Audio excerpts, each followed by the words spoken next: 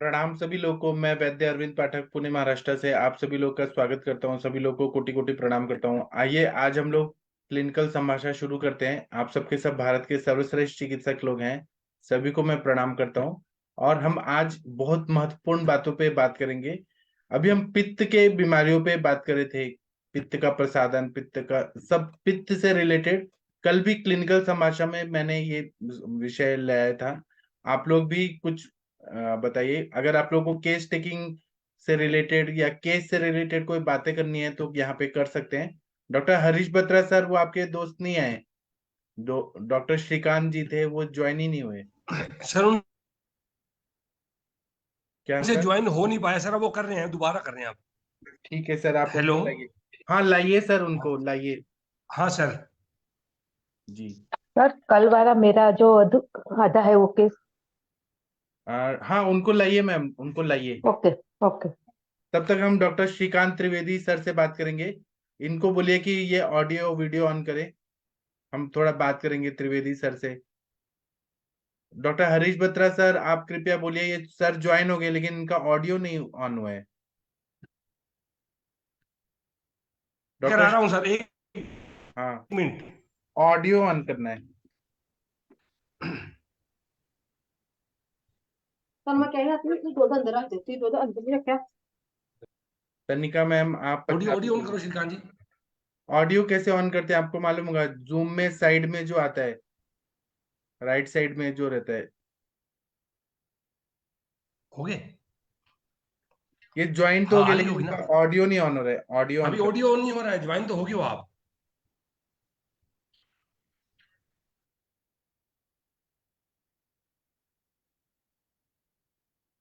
आप ज्वाइन करें, तब तक मैं बात करता हूँ। हम लोग ना पित्त पे बातें कर रहे थे, बहुत सारी दवाइयाँ। तो कभी कभी पित्त क्षय के भी लक्षण आते हैं हमारे शरीर में। जब हमारा शरीर का यकृत जो रहता है वो अगर बहुत दुर्बल हो जाता है तो जल पित्त की उत्पत्ति कम होती है और अग्नि व्यापार जो होता है वो बिगड़ जाता है और उससे बहुत सारी बीमारियां हो जाती हैं। तो जैसे कि जो क्रॉनिक उदर रोगी रहते हैं, उनको भूख ही नहीं लगती है। मतलब उनके शरीर में पित्त बनता ही नहीं, पित्त क्षय का कंडीशन हो जाता है।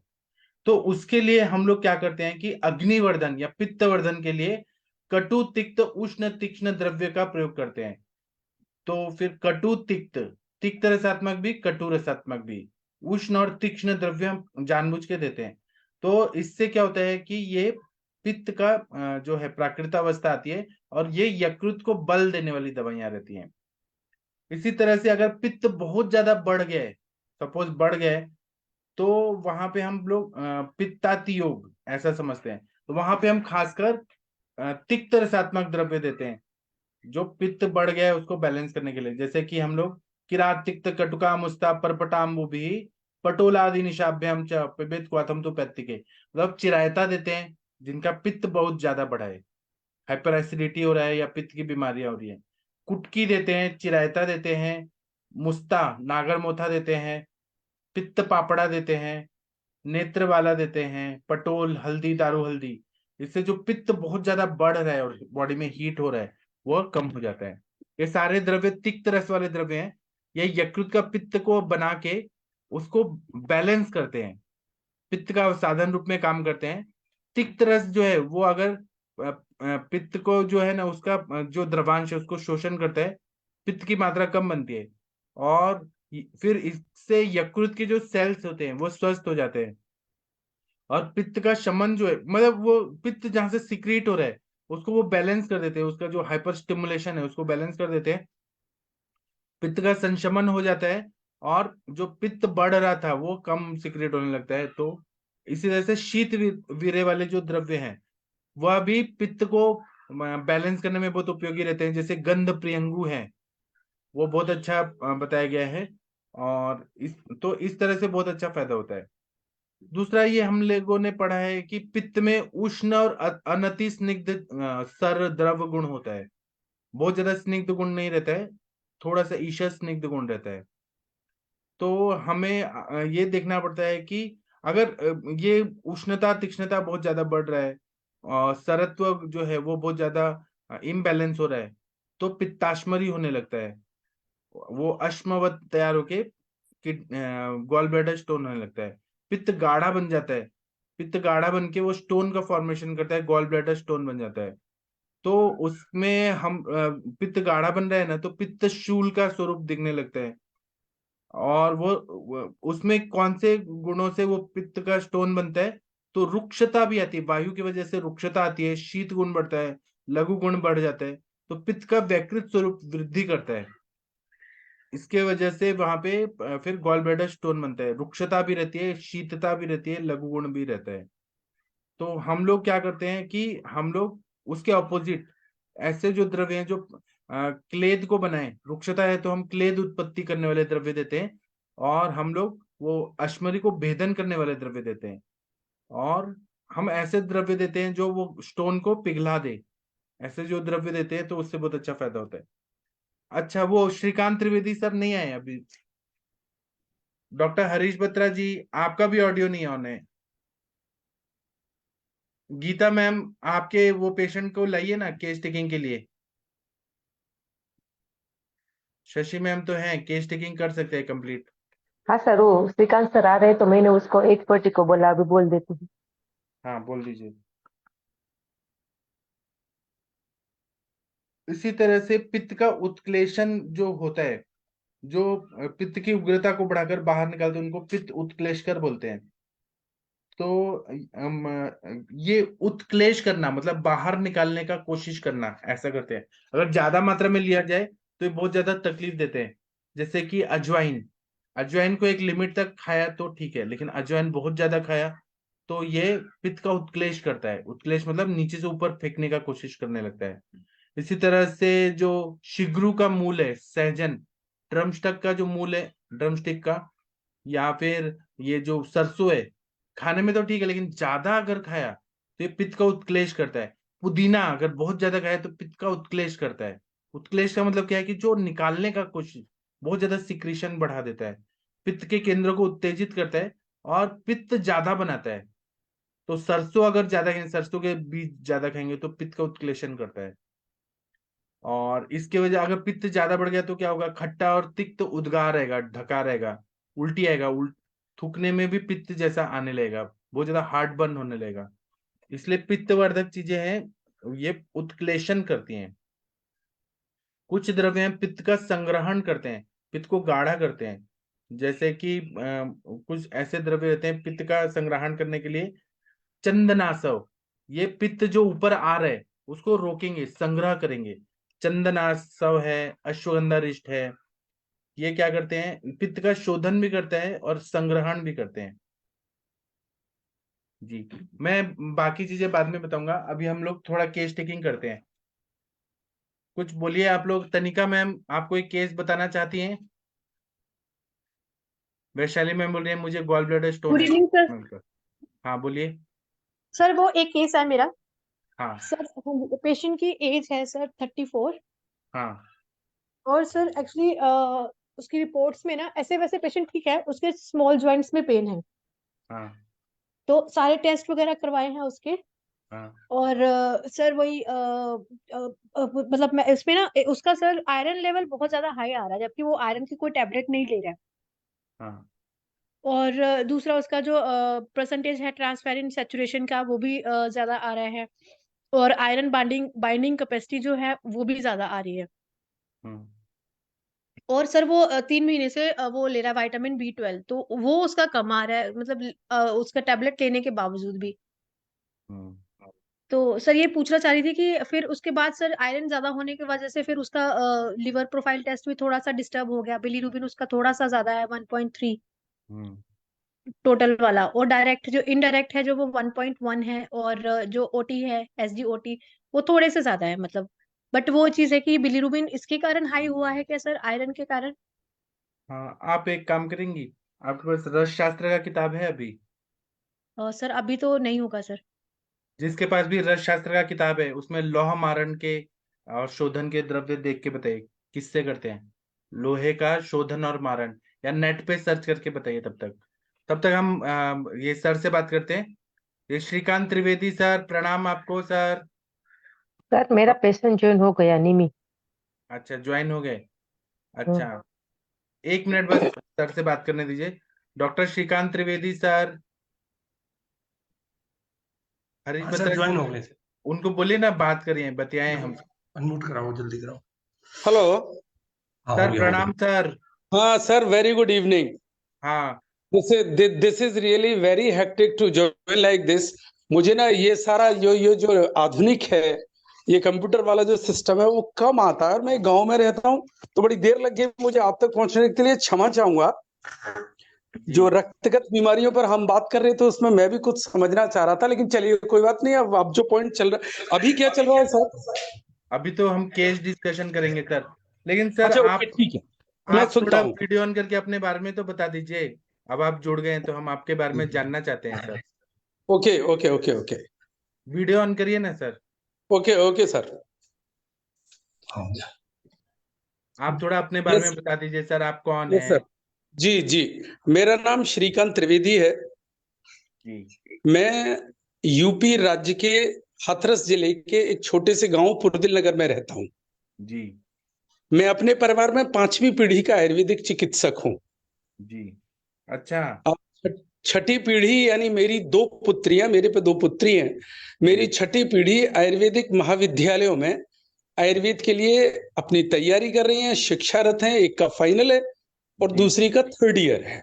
अच्छा, जी। बहुत और बढ़िया। छठवां पीढ़ी। जी 6वीं पीढ़ी में, यस। जी मेरे अब 6 पीढ़ी का लगभग करीब 150 पौने 200 साल का इतिहास बनता है। जी तो उसमें ना बहुत सारा काम सामाजिक रूप से, राजनीतिक रूप से, आयुर्वेद की सेवा से, औषधि निर्माण से लेके, वो विकृति विज्ञान की बात हो, वो आयुर्वेद की फिजियोलॉजी हो, आयुर्वेद की थेरेपेटिक पे हम बात करते हो, फार्मेसी पे बात करते हो, तो बहुत सारी चीजें हैं जिन पे जी मेरे यहाँ काम हुआ है। जी मेरे दादाजी का नाम आचार्य रघुवीर प्रसाद त्रिवेदी था, जी जो बीएचयू में रहे हैं, जामनगर में रहे हैं, डायरेक्टर ऑफ आयुर्वेद मध्य प्रदेश रहे हैं। जी और उसके बाद फिर वो कैलिफोर्निया रहे हैं, जब 1982 में आयुर्वेद का मिशन कैलिफोर्निया विश्वविद्यालय, अपने कैलेकैकुआ में एक इंस्टीट्यूट है उनका हवाई में, जी जहां शुरू किया था। जी तो इस वैदिक रोशनी का दीप जलाने का काम जी अपने सामर्थ्य भर परिवार ने किया है। मेरे पिता अभी 16 मई को गोलोकवासी हुए हैं। जी 62 वर्ष उन्होंने आयुर्वेद की सेवा की है। जी। हम भी पिछले 20-25 साल से, मैं भी हूँ, और हम और बत्रा जी सहपाठी हैं। अच्छा, आप लोग क्लासमेट हैं? जी, अच्छा। क्लासमेट हैं हम, बीएमएस के भी और एमडी के भी। अच्छा, एमडी के भी, बहुत बढ़िया। हम तो पिछले 29 वर्ष से साथ हैं, जी और 29 वर्ष से एक प्राण दो देह है। मैं तो गांव में रहता हूँ, बत्रा जी दिल्ली रहते हैं। तो अच्छा। दिल्ली से और दिल्ली के साथ साथ पूरे संसार से संपर्क कराने का उत्तरदायित्व तो उन्हीं के पास है। जी आप जैसे सुनामधन्य और सुधी और शुचि लोगों तक पहुंचाने का उन्होंने ही मुझे मार्ग दिखाया है। तो जी। मैं आज आया हूं, तो बड़ी देर से हम लगे हुए थे, वो बेचारे वीडियो पे बता रहे थे ये करो ये करो, तो मेरी तो समझ सर, में आ पाया आपकी ये बेटी लोग को डिवाइसेस। तो आता होगा आप ये सब जूम लेकिन का? वो मेडिकल कॉलेज में है, वो यहाँ नहीं है, गांव में नहीं हाँ है।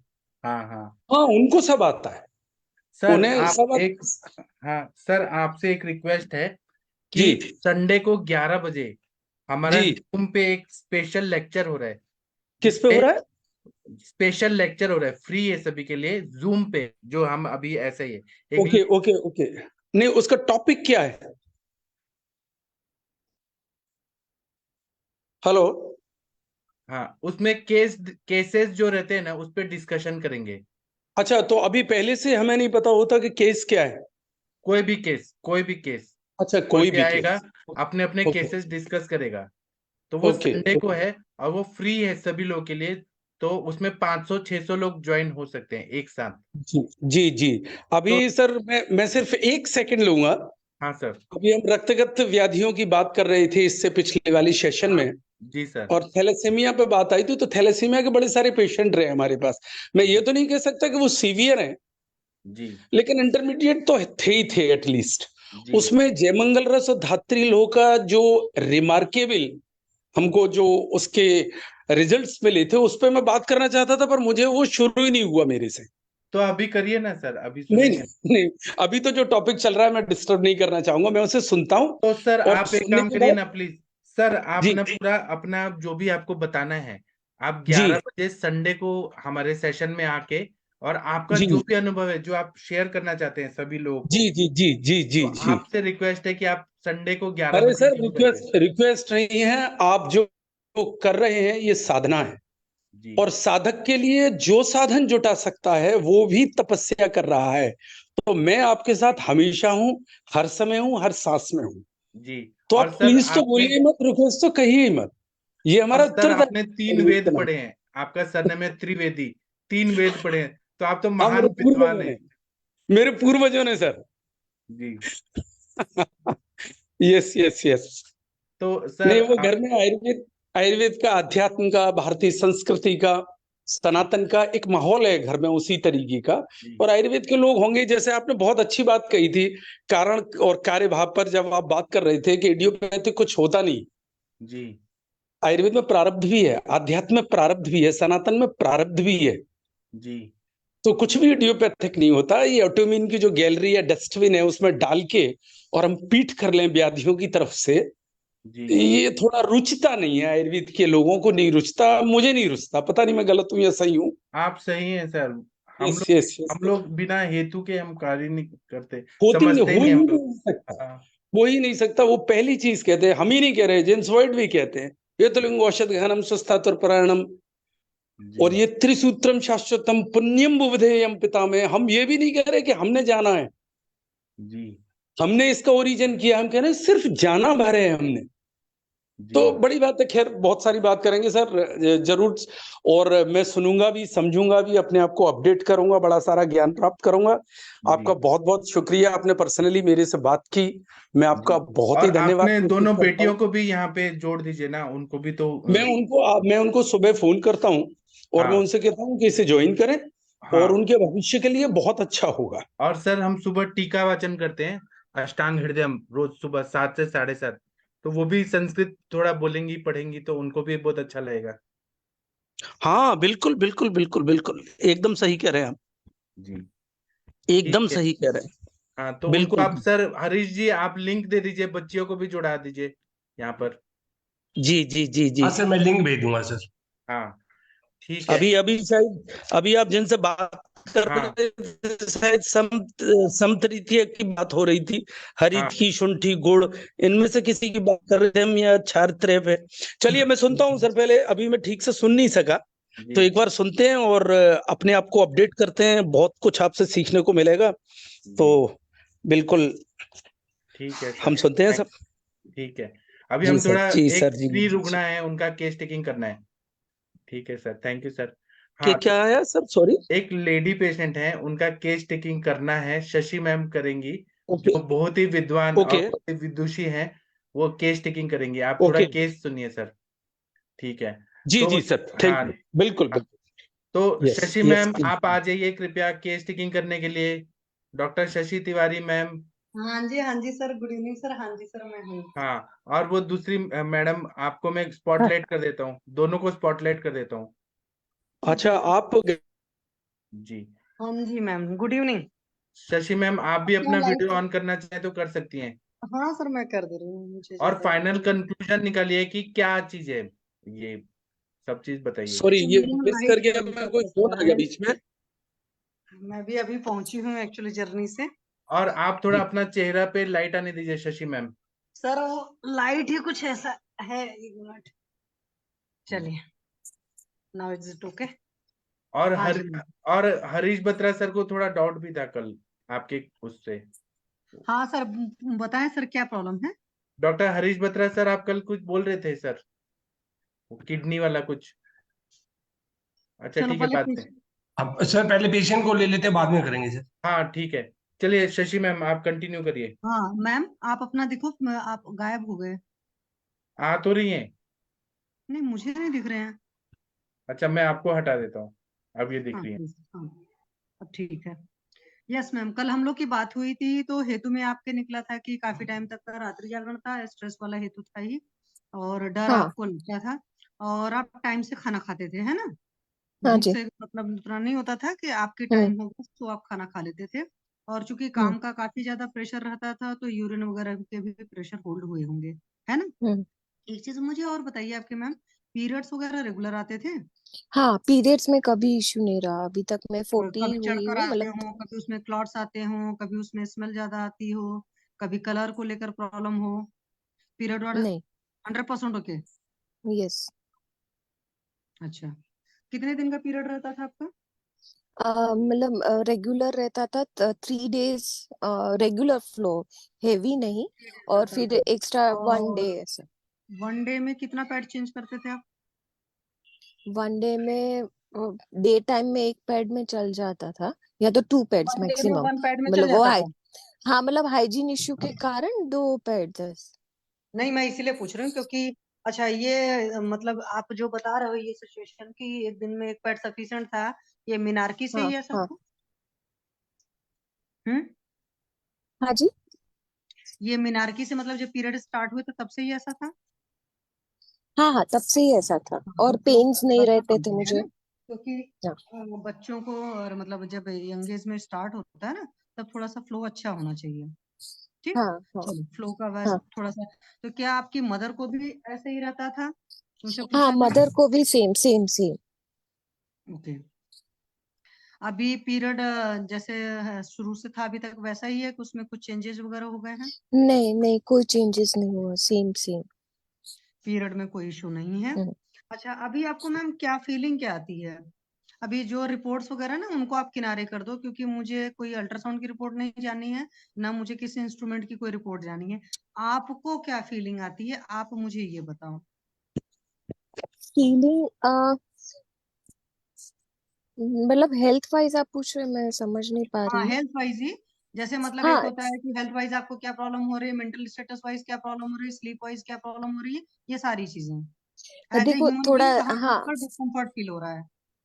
हाँ। नहीं, थोड़ा स्ट्रेसफुल तो स्ट्रेसफुल मुझे फील होता है ऐसा। जनरली हम्म। मतलब मेरा बॉडी हेल्दी है, मैं योगा कर रही हूँ 3 years से। तो हम्म। ऐसे जॉइंट पेन या ऐसा कुछ भी नहीं है, मैं फुल एक्टिव हूँ। वो कोई इश्यू नहीं है। But hmm. मेंटली मुझे डर लगता है, और मेंटली मुझे थोड़ा जो पहले एकदम मतलब बिंदास घूमते थे ना, ऐसा नहीं कि हम्म। कभी कुछ हुआ या थोड़ा भी नो इजीली डर लगता है मतलब कि हेल्थ को लेकर भविष्य को लेकर बहुत चिंता रहती है? हाँ, मतलब वापस कुछ हुआ तो सेम हम्म। चीज। अभी मैम आपकी एज कितनी है? ऑलमोस्ट 40 के आसपास अभी की मैं ना? 13। हाँ, 39 कंप्लीट हो जाएगा। हाँ। मतलब 40 हो भाई जो जाएगा। जो हाँ। आपकी आवाज है ना, मतलब हम्म। आवाज में ही दिखता है कि एक है वो चीज, इसलिए मैंने पूछा क्योंकि अभी 40 वाली एज वाली आवाज नहीं लगती, वो स्ट्रेस की वजह से या फियर फैक्टर की वजह से है। हाँ। ठीक है। और ओके। स्लीप कैसी आती है? स्लीप, हाँ स्लीप का टेंशन, मतलब स्लीप तो मुझे प्रॉपर स्लीप होती थी। बट अभी हम्म। बेबी हुआ है तो वो स्लीप साइकिल डिस्टर्ब है 3 months से। अच्छा, वो रात को बिफोर जागना थ्री और मंथ सब। It was okay? हाँ हाँ, इट वाज ओके। ओके। तो अभी बेबी की वजह से स्लीप को डिस्टरबेंस है। अभी भूख का क्या हाल चाल है? भूख कितनी लगती है? भूख कम अभी लगती है, भूख नहीं ब्रेस्ट लगती है? फीडिंग में है तो भूख ज्यादा लगती है। अच्छा, डाइट भी ज्यादा। पेट रोज अच्छे से साफ होता है? हाँ, पेट अच्छे से साफ होता जब आप जाते हो तो उसके बाद लगता है सेटिस्फेक्शन की, या 100% होके फ्रेश हो गया, या लगता है नहीं कुछ बाकी है? है। हाँ, नहीं वो फीलिंग आता है कि एकदम साफ नहीं हुआ, तो ऐसे 2-3 बार जाना पड़ता है। थोड़ा हम्म। थोड़ा है वो। मतलब एक साथ एकदम साफ हुआ वो नहीं अच्छा, क्या ऐसा भी होता है कि उसमें कोई म्यूकस डिस्चार्ज या कुछ इस तरह की चीजें होती हैं? नहीं, म्यूकस डिस्चार्ज नहीं। नहीं, कैसे कभी कभी होता है कुछ लोगों को कि म्यूकस डिस्चार्ज होता है या कुछ और चीजें होती हैं। अच्छा, शुरू का स्टूल हार्ड रहता है कि सॉफ्ट ही रहता है? हार्ड रहता है काफी बार, मतलब काफी बार हार्ड रहता है। अच्छा, कभी ये चीज भी नोटिस किया कि पानी फ्लोट करता है कि सिंक हो जाता है? अब जैसे फर्स्ट मॉर्निंग में जाती हूँ ना, तो वो कंटिन्यू स्टूल होता है तो वो फ्लोट नहीं करता है। बट दिन में कभी बार गए तो वो स्मॉल स्मॉल पोर्शन में होता है तो फ्लोट करता है स्टूल। क्यों नहीं मैं इसलिए पूछती हूँ एक्चुअली, देखो आपका जैसे जो चीज जाती है जो निकल रही है, तो निकलने से भी हम बहुत चीजें डायग्नोस कर सकते हैं, इसलिए पूछा जाता है बहुत डिटेल हाँ हिस्ट्री। हाँ हाँ हाँ, मैं इसलिए समझ रही हमारी ही चीज है, हमारी ही बॉडी का पार्ट है वो भी, है ना। तो हमें पता होना यस। चाहिए कि हमारा यूरिन कैसी है, क्या यूरिन में ज्यादा स्मेल है, क्या यूरिन की कलर को लेकर प्रॉब्लम है, क्या यूरिन की जो मतलब डेंसिटी है वो ज्यादा तो नहीं है, क्योंकि कई बार फील होती है ना। हम्म। वो जब अगर हम फ्लश करने से पहले यूरिन को देख लें तो हमें फील हो जाएगा कि हाँ यूरिन में कहीं कुछ गड़बड़ है, अगर हाँ पहले हाँ। ठीक रहेंगे तो, है ना। ऐसे स्टूल है, ऐसे आपका जो स्वेट है उसमें भी फीलिंग होती है। एक बार हम्म। मैम अपनी टंग दिखाएंगे आप? हाँ, तो ठीक ही लग रहा है, ठीक है, ओके। और कुछ आप जानना चाहते हो या कुछ और? तो आपके मतलब जो भी डॉक्टर होंगे उनको गाइड कर दिया जाएगा। तो अभी आप क्या चाहते हो पहले ये बताओ। आपके हेतु मुझ तो बहुत सारे निकल लिए। अभी तो हेतु तो नहीं। छोड़ना है, मतलब आपको रात में जल्दी सोना है, सुबह हाँ जल्दी उठना है, और मतलब दिन में बिल्कुल नहीं सोना है, और खाना जो खाएंगे भूख लगने से ही खाना खाएंगे, पानी जो पियेंगे प्यास लगने से पियेंगे। ये तो बहुत सिंपल सिंपल और बहुत कॉमन रूल है, और बहुत सरल हम्म। है, तो बहुत मुश्किल है फॉलो करना, है ना। हाँ। इस चीज़ को जरूर ट्राई करिएगा। यस। कहना आसान होता है, बट कई बार हमारी आदत हाँ पड़ी होती है, क्रेविंग की वजह से खाते हैं, टाइम की वजह हाँ से खाते हैं, दूसरों को खाना है सो खा लिया। तो ये भी चीजें हैं, ठीक है, तो इन हाँ। चीजों को फॉलो करिएगा। और बाकी सारी चीजें आपके डॉक्टर गाइड कर देंगे। अगर आपको कुछ पूछना चाहते हो तो आप पूछ सकते हो। मतलब मेरा जो मेन कंसर्न था ना कि मैं इतनी सारी मेडिसिन में अभी भी हूँ, मैं ब्लड थिनर पे हूँ, हम्म थायराइड भी है, हम्म ब्लड प्रेशर की दवाई भी ले रही हूँ। तो हम्म मेरा ये था कि ऐसा कुछ चाहिए कि ये सारी मेडिसिन की कुछ असर लॉन्ग टर्म पे ना हो। एक तो हाँ, वो आपकी जो वो मेडिसिन है चाहिए देखिए था। सडन अभी नहीं है, मतलब एलोपैथ बंद किया जाएगा, आयुर्वेद की मेडिसिन चलेंगी, धीरे धीरे आपके अंदर चेंजेस आएंगे, ठीक है, और धीरे धीरे आपकी एलोपैथिक मेडिसिन को टेपर डाउन किया जाएगा, हाँ। ठीक है। एक एक वो कंसर्न था, और मेरा दूसरा था कि वापस अगर कभी ब्लॉक आया वो सेम स्टेंट में पहले तो ये बात तो। सोचना नहीं है, वापस से बात सोचनी नहीं है पहले। जब हम्म। ये सोचोगे तो आपकी बॉडी उस तरीके से काम करना शुरू करती है, हम्म। ठीक है। तो ये चीज का हम्म। थॉट प्रोसेस ही नहीं, और कुछ होगा तो देखेंगे। ऐसे तो इंसान को अपनी अगली सांस का नहीं पता है। हाँ वो तो है ही। हाँ, तो फिर बैठ करके इतना चिंता नहीं करना, क्योंकि विषादो रोग वर्धना नाम, जितना स्ट्रेसफुल रहोगे उतनी 10 परेशानियां और होंगी, और उतनी सारी प्रॉब्लम ना बहुत मल्टीपल एग्रीवेशन में दिखती हैं। जैसे मान लो मुझे 10% फील हो रहा है, बट मैं स्ट्रेस्ड हूँ, तो मुझे लगे 100 या 1000% इंक्रीज हुआ है। तो हम्म। इसलिए स्ट्रेस नहीं लेना है, डे बाय डे सिर्फ अपने आप को सोचना है कि मैं ठीक हो रही हूँ, ठीक है। तो आप प्राणायाम योगा करते ही हैं, आपको थोड़ा सा और भी गाइड कर दिया जाएगा, आपके जो भी डॉक्टर हैं गवर्निंग उनको बता दिया जाएगा, वो आपको बताएंगे। वैसे तो जानते होंगे, लेकिन तब पर भी अगर कहीं कुछ होगा, ठीक है, तो आपको सारी चीजें बताई जाएंगी। तो सबसे पहले सोचना है कि बस मैं डे बाय डे ठीक हो रही हूँ, ओके, ठीक। ठीक है। सर इनको लीव करा दिया जाए? हाँ, लीव करा दिया जाए। चलिए, ठीक है आप हेतु है। और ट्रीटमेंट सब बताइए। ठीक है सर। है। हेतु में मैं। तो सर इनका एकदम साफ साफ ये चीज निकला है, तो मैम का रात्रि जागरण रहा है काफी लंबा, जो पढ़ाई लिखाई के पीरियड में चला है, बगैर भूख के खाने का भी चला है, स्ट्रेस हद से ज्यादा था, क्योंकि हाईली एम्बिशियस थे। जो लोग भी हाईली एम्बिशियस होते हैं उनके अंदर वैसे ही अपने आप स्ट्रेस ज्यादा हो जाता है, क्योंकि उनको बहुत कुछ चाहिए, बहुत कुछ जब मिल नहीं पाता तो परेशान रहते हैं। और जब ज्यादा चिंतन होता है, अति चिंतना से रस धातु की दृष्टि होती है, रस धातु से दृष्टि होगी तो हृदय तो होता है, क्योंकि रस व स्रोतस का मूल हृदय और 10 धमनियां हैं। और इन्होंने कहा ना कि एरोटा के पास में हुआ, जो किडनी के पास में आ रहा पार्ट, तो वहां पर, तो इस तरीके से भी ये चीज निकली। और जो फियर फैक्टर था, कुछ लोग की आदत होता है ना कि कल को क्या होगा, कल को बहुत वर्ष हो जाएगा, वो चीज सोच सोच कर रहते हैं, तो डर की वजह से भी किडनी डिफेक्ट होता है, या कभी इन्फेक्शन वगैरह था, लेकिन डर बहुत बड़ा कारण होता है। तो इनका ओवर थिंकिंग वगैरह भी रहा, मतलब क्योंकि जब आप बाहर को मतलब भविष्य को लेकर बहुत चिंतित रहते हो, तो डर एक, कुछ छोटी छोटी, कुछ लोग होते हैं ना बहुत छोटी छोटी बातों से भी बहुत ज्यादा पैनिक होते हैं, तो वो सारी चीजें। और आप उनका फेस अगर देखो तो उस फेस में भी क्लियर कट नजर आ रहा है। अगर उनकी आवाज देखो तो आवाज जो तरीका है बात करने का, वो भी क्लियर कट नजर आ रहा है। जैसे कल तो बात कर रहे थे तो मुझे लग रहा था जैसे अभी इंसान रो देगा, या इतना अंदर से टूटा हुआ है। तो होता क्या है कि कुछ लोग को बहुत ज्यादा चाहिए तो उतनी चीजें मिल नहीं पाती, उस वजह से होते हैं। और कुछ हमारी अपब्रिंगिंग होती है, या मतलब बहुत सारे तरीके होते हैं, उस पर मैं कुछ नहीं कर सकती हूँ, तो ये सारी इनकी वजह है। तो इनका रसवा स्रोतस की भी दृष्टि है। अगर मैं मॉडर्न के सिंपल पर्सपेक्टिव से लूँ कि बीपी डिफरेंट, मतलब डिफर कर रहा है, अप एंड डाउन हो रहा है, थायराइड की प्रॉब्लम है, और इन्होंने कहा कि एक चीज और है कुछ समथिंग, ब्लड थिनर वगैरह तो चलेंगे ऐसे केसेस वगैरह में।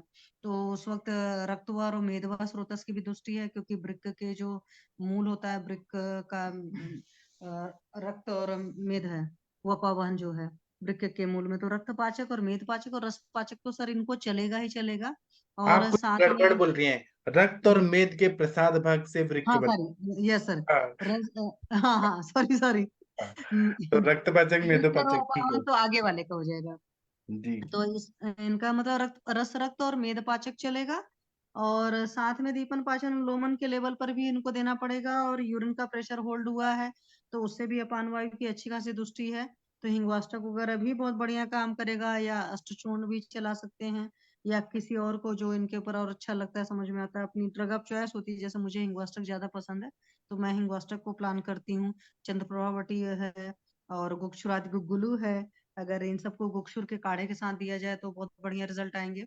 और चूंकि पित्त का फ्लक्चुएशन ज्यादा है तो थोड़ी बहुत पित्त शामक औषधि है, जैसे आमलकी है, शतावरी है, इनका कॉम्बो अगर इनको चलाया जाए प्रवाल पुष्टि वगैरह कामधुधा के साथ में तो वो भी बहुत बढ़िया करेगा। प्राणायाम वाला पार्ट इनके लिए बहुत ज्यादा जरूरी है क्योंकि और उसमें भी ये सिंपल सिंपल प्राणायाम करे, क्योंकि जिनका फ्लक्चुएटिंग बीपी होता है ना, हम बता नहीं सकते कि इस वक्त ज्यादा या कम हो, पेशेंट को अच्छे से पता होता है।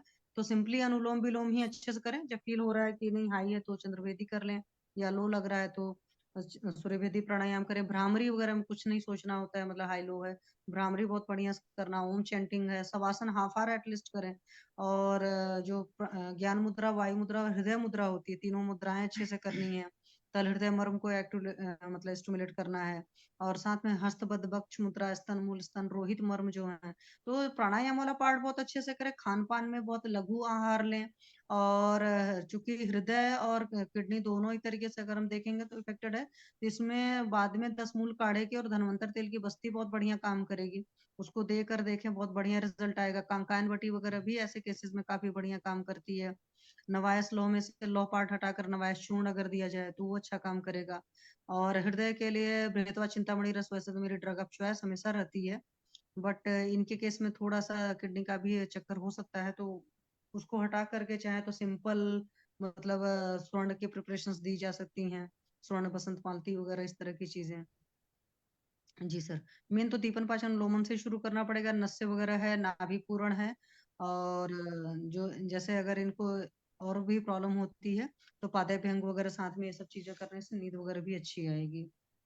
तो धीरे ठीक है, धीरे एक 15-15 दिन के हिसाब से चेंज करते रहें। जी सर, थैंक यू सर। ठीक है, थैंक यू। अभी और लोग जुड़े हैं, प्रांशु जी कौन है, और तिवारी जी कोई जुड़े हैं। शिवानी तिवारी जी कौन है?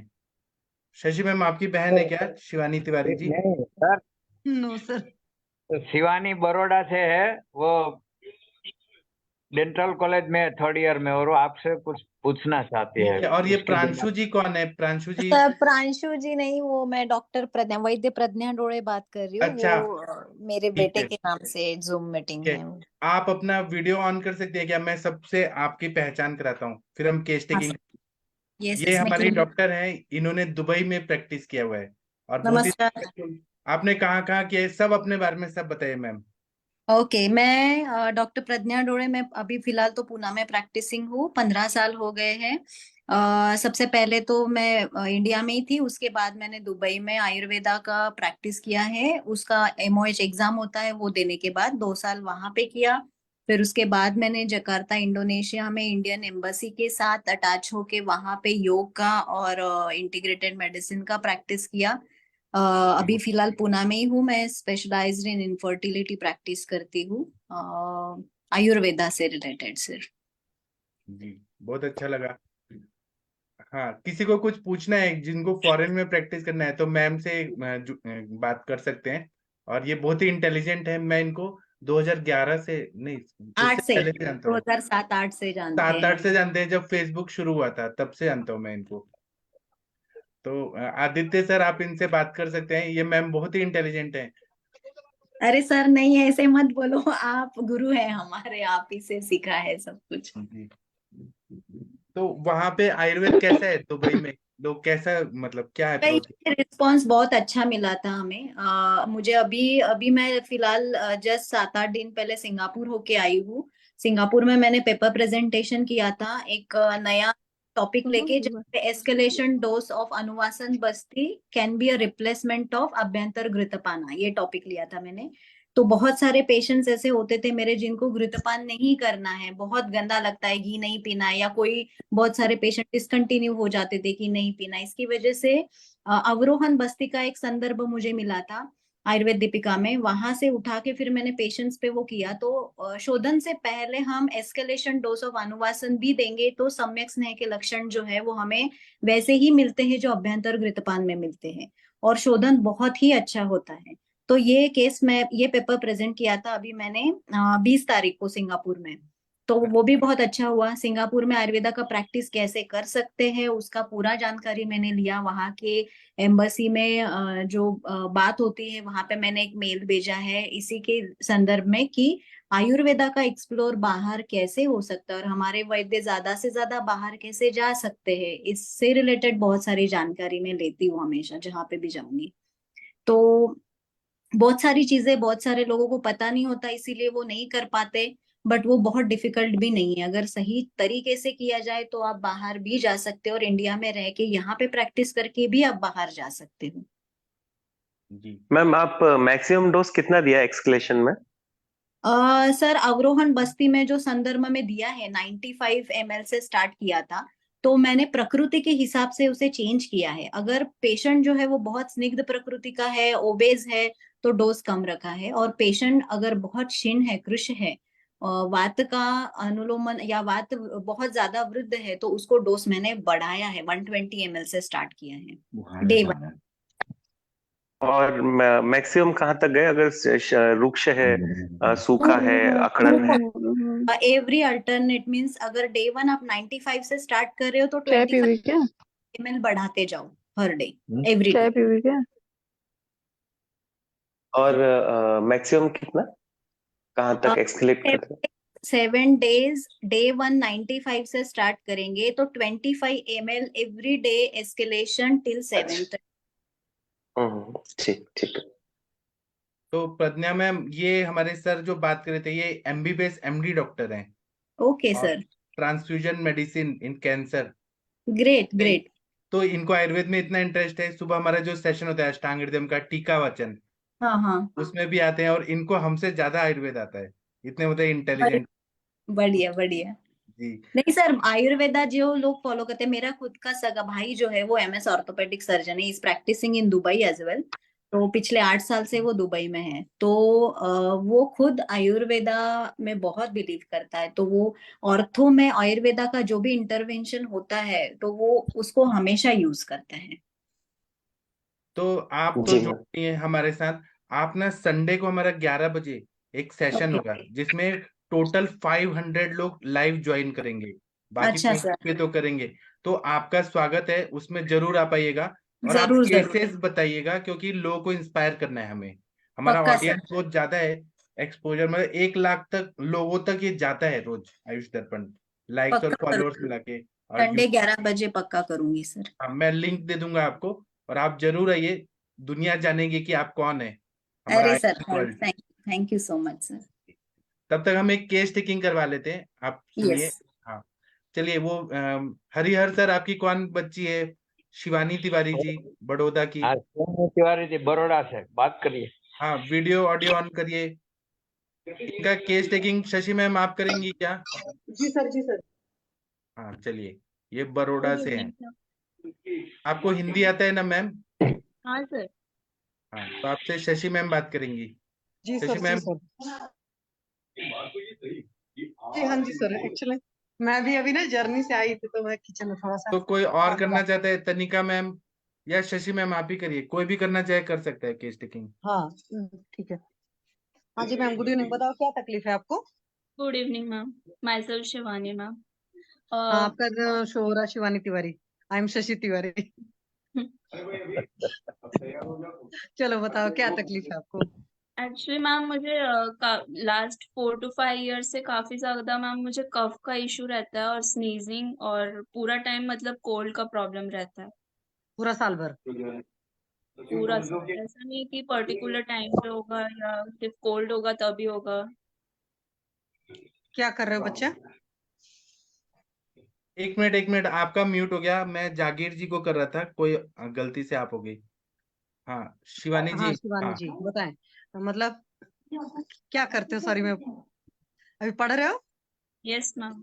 मैम मैं किस थर्ड क्लास? ईयर बीडीएस में हूँ अभी। Third year? Third year BDS कर रही हूँ मैम, फ्रॉम मनुबाई अच्छा, third dental year college. BDS कर रहे हो, ओके। तो एक बात बताओ, जंक फूड वगैरह खूब अच्छे से खाते हो? नहीं मैम, इतना नहीं, मुझे पसंद भी नहीं है मैम। हफ्ते में कितनी बार खाते हो? मतलब एक ही बार होता होगा मैम, ज्यादा तो नहीं। घर पे भी क्या क्योंकि खाते हो नहीं सबसे खाते ज्यादा? कभी। मतलब मैम मोस्टली चाइनीज वगैरह पसंद अच्छा, मोस्टली चाइनीज वगैरह खाते हो, ओके। और देर रात जागते उगते भी हो? है। नहीं मैम। पक्का? हाइट कितनी है, वेट कितना है मैम? मैम वेट मेरा 69 है और हाइट 164। 164 है, अराउंड 5'3"? Yes ma'am. तो 5'3" पर तो 69 थोड़ा ज्यादा सा है।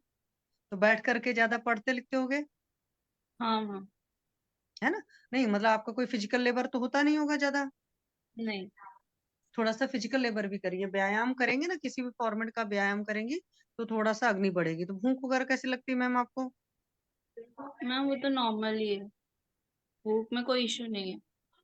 अच्छा, मतलब और जो खाना वाना खाते हो, भूख लगी होती है तब खाते हो कि जब भी मन होता है मुंह में कुछ कुछ डालते रहते हो? नहीं मैम, जब भूख लगती है तभी खाती हूँ। ओके।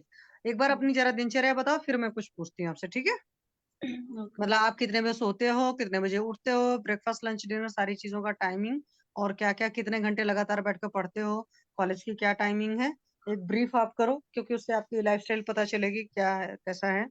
बच्चे हो तब पर please. Okay ma'am. Ma'am morning में अराउंड 6:30 मैं उठ जाती हूँ। फिर उसके बाद मैम मैं कॉलेज के लिए रेडी होती हूँ।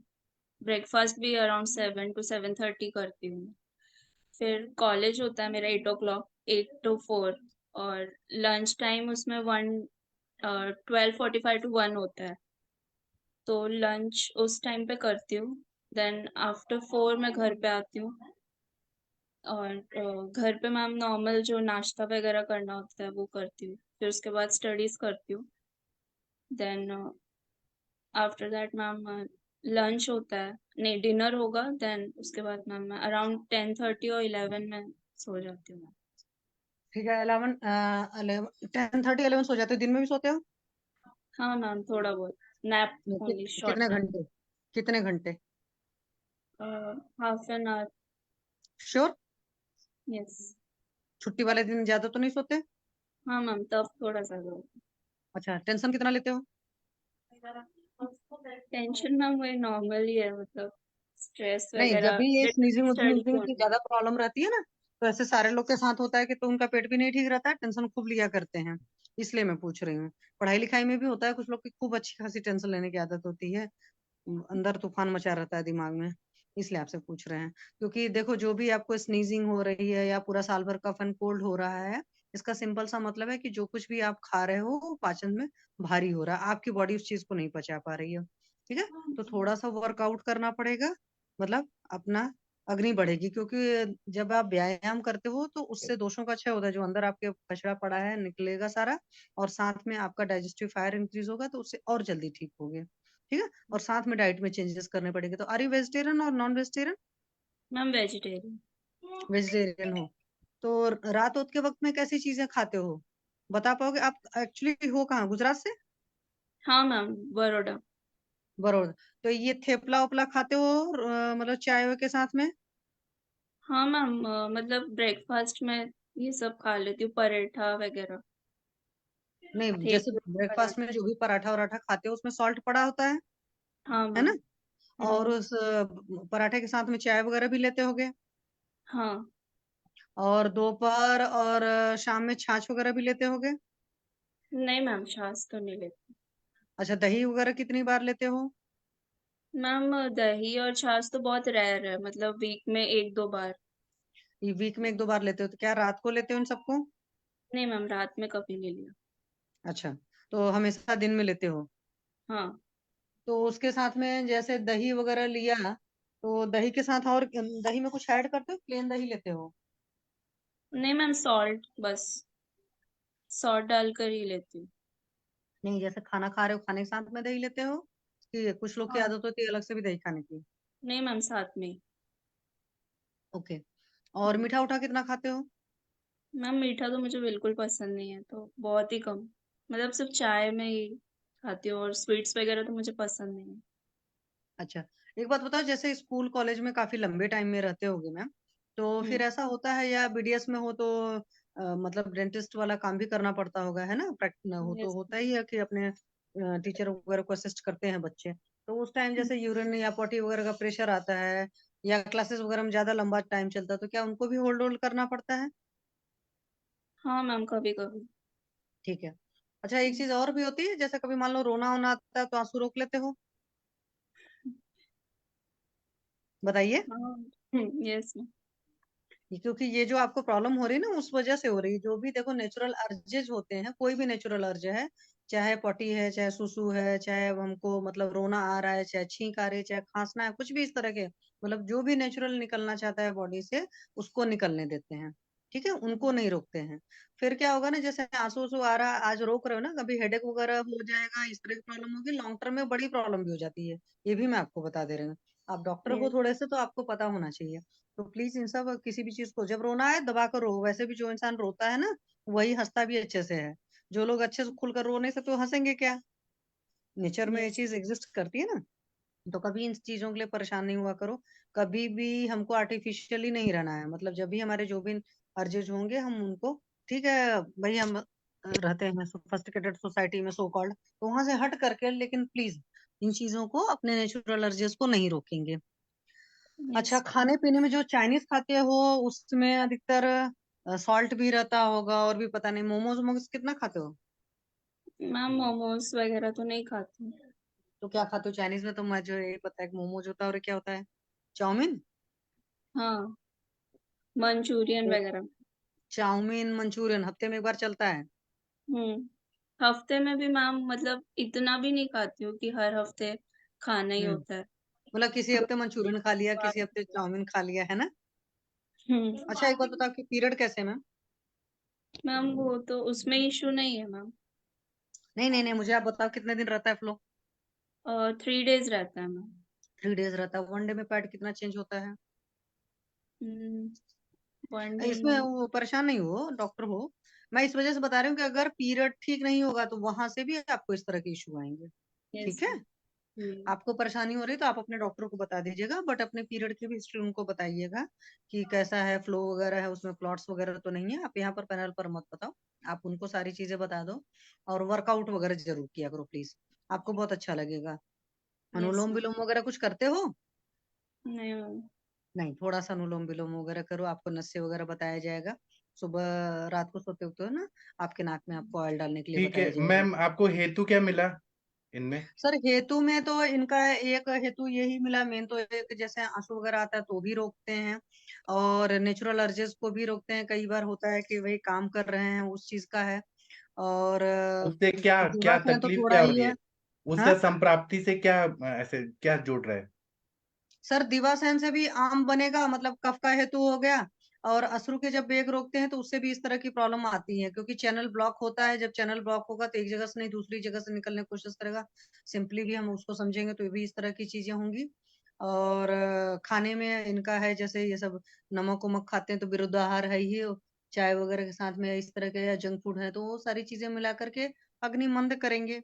और जो दिख रहा है फेस से या बॉडी से, वो थोड़ा सा वेट वगैरह ज्यादा ही है, तो सिटिंग है, सिटिंग तो की वजह मेन से क्या ही। क्या सिम्टम, मेन क्या क्या सिम्टम है इनके? मेन तो इनको है कि स्नीजिंग की प्रॉब्लम होती है, कफ एंड कोल्ड की प्रॉब्लम हमेशा बनी रहती है। मेन ये दो चीज, और एक चीज और बताई थी इन्होंने, जुकाम टाइप की हमेशा फीलिंग रहती है। तो पूरा लगभग यस। थ्रू आउट साल भर ही रहता है, और सुबह सोकर उठते हैं तो स्नीजिंग वगैरह की प्रॉब्लम है। जी सर।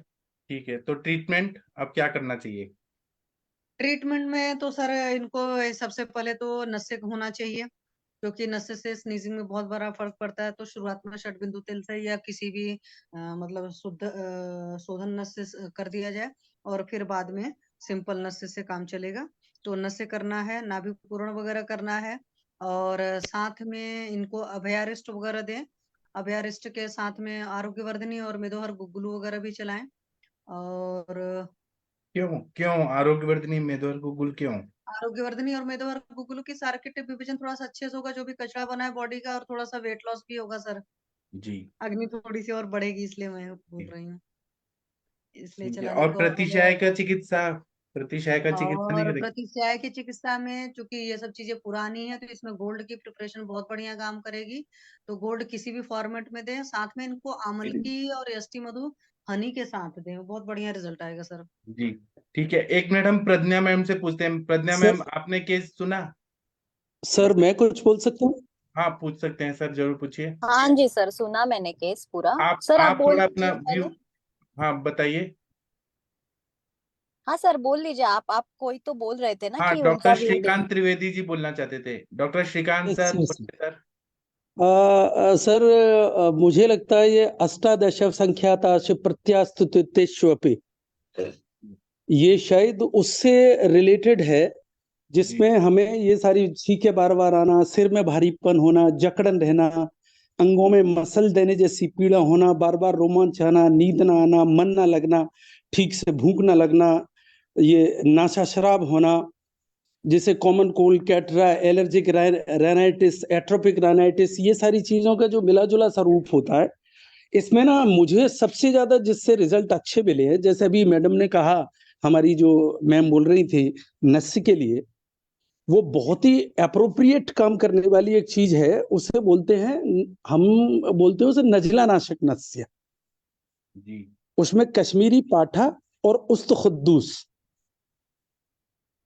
ये और इनका आधा जटामांसी और गुल बनफशा, इसकी नस्य देने से जितना भी कफ संग्रहित है हमारे इस पूरे सिस्टम में, जी वो सारा शमन हो जाता है और पानी बनकर बाहर निकल जाता है विद इन आवर्स। जी। हेलो हाँ सर, सुन रहे हैं सब लोग। हेलो। जी okay okay okay, within hours. ठीक है। और इसके अलावा जैसे उन्होंने कहा गोल्ड प्रिपरेशन देनी है, तो इसमें जो लक्ष्य विलास है अभ्रयुक्त वाली, जी और अगर कुछ क्रॉनिक है तो समीर गज केसरी, जी इन दो चीजों को मिलाकर आरोग्यवर्धनी वगैरह वो सारी चीजें हम साथ में देख सकते हैं। जब उनको अगर इस तरीके के इश्यूज हों तो जी उसे देख सकते हो। तो ये इस तरीके से कुछ बेहतर रिजल्ट्स मिल सकते हैं, ऐसा मुझे लगता है। बहुत बढ़िया बताया सर आपने, बहुत इसमें अच्छा। जी। ये मेरा पॉइंट ऑफ व्यू था जी। और हम डॉक्टर उस तरीके प्रज्ञा से मैम, अब आप हाँ बताइए। जी, हाँ जी सर, देखो अभी ये जो है ना पिनस या प्रतिशय, ये चीजें मैंने जो प्रैक्टिस में देखी उसमें दो एक तो संप्राप्ति होती है, एक तो अवरोधजन्य होती है, या फिर रक्तगत पित्त का जो उष्ण गुण है अगर वो बहुत ज्यादा बड़ा है तो शरीर खुद ही म्यूकस को बनाता है, क्योंकि शरीर का ये नेचुरल एक्शन होता है कि जब भी रक्तगत पित्त का जो उष्ण तीक्ष्ण गुण है अगर वो बढ़ेगा तो शरीर म्यूकस मीन्स कफ का सिक्रीशन करने लगता है। तो एलर्जिक राइनाइटिस या ये जो सिम्टम्स आते हैं पेशेंट को कि बार बार छींके आना, अभी इसमें सबसे पहले तो ये देखना चाहिए कि पेशेंट को सिर्फ छींके आ रही है, उससे बहुत ज्यादा म्यूकस भी सिक्रेट हो रहा है। अवरोधजन्य अगर है तो कफ का जो स्थान है वो अमाशय बताया गया। अभी ये पेशेंट जो पर्टिकुलर ये पेशेंट है, इनका जो मुझे हेतु दिखाई दे रहा है वो है इनकी आराम अवस्था। ये इनका शरीर का जो है ना कोई एक्सरसाइज हो ही नहीं रहा है। तो मेटाबॉलिज्म अगर दोनों को, आयुर्वेद और मॉडर्न साइंस को, दोनों को अगर हम एक साथ मिलाएं और संप्राप्ति का भंग अगर हमें करना है तो सबसे पहले जो है इनका पाचन बहुत अच्छे से सुधरना चाहिए, क्योंकि अमाशय में ही कफ की प्रवृत्ति हो रही है। और स्त्रोतस अगर अवरोध है, स्त्रोतस में अगर वात का अवरोध है, वायु, अभी इन्होंने क्या बोला कि मुझे मीठा बिल्कुल भी पसंद नहीं है। यूजुअली कुछ कुछ पेशेंट में जिनको मीठा खाने का बहुत क्रेविंग्स आता है विद दिस सिम्टम्स, उनमें वात की वृद्धि बहुत ज्यादा होती है, क्योंकि जहाँ पे वात की वृद्धि वहां पे मधुर रस का सेवन बहुत ज्यादा अच्छा लगता है पेशेंट को। इनका नहीं है, इसका मतलब इनको मेन चिकित्सा करनी चाहिए ये पित्त और कफ के ऊपर। तो पाचन, दीपन पाचन से शुरू करें। हिंगुवचा जो है वो मेरा सबसे फेवरेट द्रव्य है, जो कि मैं घृत या मधु के साथ चाटन देती हूँ। समान अवस्था में, समानो अग्नि समीपस्थः कोष्ठे चरति संहिता बोला गया है। तो पहले समान को सुधारो, फिर दीपन पाचन जो है वो सुधारेगा तो अवरोध जो है वो क्लियर होगा स्रोतस के अंदर का। दूसरी चिकित्सा इसके आगे की स्टेप जाती है, रक्त के अंदर अगर उष्ण गुण बढ़ा है और अगर कोई बाकी के सिम्टम्स हमें मिल रहे हैं पेशेंट के नेचर में, स्वभाव में, कि पेशेंट बहुत एग्रेसिव है, बहुत पैनिक होता है, छोटी छोटी चीजों पे बहुत रिएक्ट करता है, बहुत एग्रेशन दिखाता है या बहुत रेस्टलेस होता है, तो यहाँ पे हमें पित्त, रक्तगत पित्त की चिकित्सा करनी चाहिए, जो कि एलर्जिक राइनाइटिस या पिनस या प्रतिशाय को बहुत अच्छा रिजल्ट देती है। जी। तो क्या दवाइयों में क्या देना चाहिए? हाँ, मैं दवाइयों में जो तो मैं बचा दी। पहले दीपन हाँ वचादी देती हूँ। नस्य भी बहुत अच्छी चीज है, बट नस्य में यूजुअली देखती हूँ सर कि अगर बहुत सामता है पेशेंट को तो फिर नस्य में थोड़ा बाद में देती हूँ, इनिशियली नहीं स्टार्ट करती हूँ। अगर सामता है तो अगर आप शिरोगत दोष अगर देखेंगे तो अगर शिरोगत स्थान में ऑलरेडी कफ का स्थान है, कफ की वृद्धि है, वहां पे कभी कभी नस्य करना क्या होता है और ज्यादा पेशेंट को हेड हेवीनेस मीन्स बहुत गौरवता दिखाई देती है पेशेंट में। ये अनुभव से कह रही हूँ। शास्त्र में भी लिखा गया है कि नस्य करना चाहिए, बट वहां पे अगर वात का इंटरवेंशन है तो हम नस्य करेंगे। कफ का इंटरवेंशन बहुत ज्यादा है तो मैं प्रेफर करती हूँ कि 7 दिन से 14 दिन तक तो मैं दीपन पाचन ही करती हूँ पेशेंट को, और उसके बाद फिर मैं कुमारी आसव प्रवाल पंचामृत के साथ शुरू करती हूँ या महामंजिष्ठ आदि काढ़ा प्रवाल पंचामृत के साथ शुरू करती हूँ। भृंग जीवनी का बहुत अच्छा रिजल्ट आता है एलर्जिक राइनाइटिस में, क्योंकि भृंग जीवनी जो है हमें यहाँ पे संप्राप्ति सिर्फ कफ पित्त वात में देखते हैं, बट बहुत बार देखा जाए तो इंटेस्टिनल जो पेरिस्टाल्टिक मोमेंट्स होते हैं वहां पे आम का संचित होना और वो चिपक के रहना, ये जो दिखता है, तो इसको रिलीज करने में भृंग जीवनी बहुत अच्छा काम करता है। तो मैं यूज करती हूँ जब भी मेरे पास टिपिकली कफ पित्त से रिलेटेड एलर्जिक के पेशेंट्स आते हैं, तो मैं पहले दीपन पाचन देती हूँ, उसके बाद महामंजिष्ठ आदि या कुमारी आसव के साथ, डिपेंड्स ऑन पेशेंट, इसके साथ प्रवाल पंचामृत का व्यानोदान काल में मैं सेवन कराती हूँ। और भृंग जीवनी में मॉर्निंग एम्प्टी स्टमक और खाने के बाद और रात के खाने के बाद देती हूँ। भृंग जीवनी मतलब क्या है? भृंगराज? भृंगराज, यस। जी। जी। तो आप लोगों को कैसा लगा ये मैम का नॉलेज? कितना बढ़िया बता रही हैं, एकदम क्लियर क्लियर बता रही हैं। ठीक है। इनके डॉक्टर कौन है? शिवानी तिवारी जी, आपके डॉक्टर कौन है? हरिहर सर ने बोला था। हरिहर सर, आपने ये सब नोट डाउन कर लिया सर? हाँ सर। हाँ सर, फिर आप दीजिए, फिर देखते हैं। वो तो सर बड़ौदा आया है। बरोड़ा है तो आप दवाई भेज दीजिए ना सर। अच्छा, एक हाँ गॉल ब्लैडर स्टोन की पेशेंट है, डॉक्टर वैशाली मैम, एमडी द्रव्य गुणा फ्रॉम लखनऊ। वैशाली मैम, आपका केस यस टेकिंग सर। कराना चाहते हैं आप ना? आपने कहा। जी जी जी जी सर। वीडियो ऑन करिए। ये एमडी द्रव्य गुणा में किया हुआ है मैम ने, तो इनका केस टेकिंग करना है। कौन करना चाहेगा? प्रज्ञा मैम, आप करेंगी केस टेकिंग कि आप सुनेंगी? सर मैं ड्राइव कर रही हूँ, ड्राइव अच्छा, करते करते सुन रही हूँ। ठीक है, बहुत बढ़िया। आपका नॉलेज हमें बहुत अच्छा लगा, आप हमारे साथ रोज जुड़िए, हमें बहुत अच्छा लगा। पक्का पक्का सर, थैंक यू सर, पक्का। तो इनका केस टेकिंग कौन करना चाहेगा? आप में सबसे इंटेलिजेंट कौन है? बाकी लोग भी आइए, सीमा मैम, सविता मैम, प्रीति मैम, तनिका मैम, कोई करिए केस टेकिंग। ये प्लेटफॉर्म पे सब कुछ सीखने को मिलता है, केस टेकिंग सीखने को मिलेगा। करिए please. Varsha ma'am, Geeta ma'am, कोई करिए केस टेकिंग। प्रीति मैम करेंगी? प्रीति मैम, सर मैं कर देती हूँ। आप करिए मैम। मैम आप, नमस्ते मैम। आपको पहले, हाँ नमस्ते मैम। आपको क्या लगता है, डॉक्टर है तो मुझे कब तो पता चला मैम, आपको, और क्या कंप्लेन है लास्ट, आपकी? हाँ।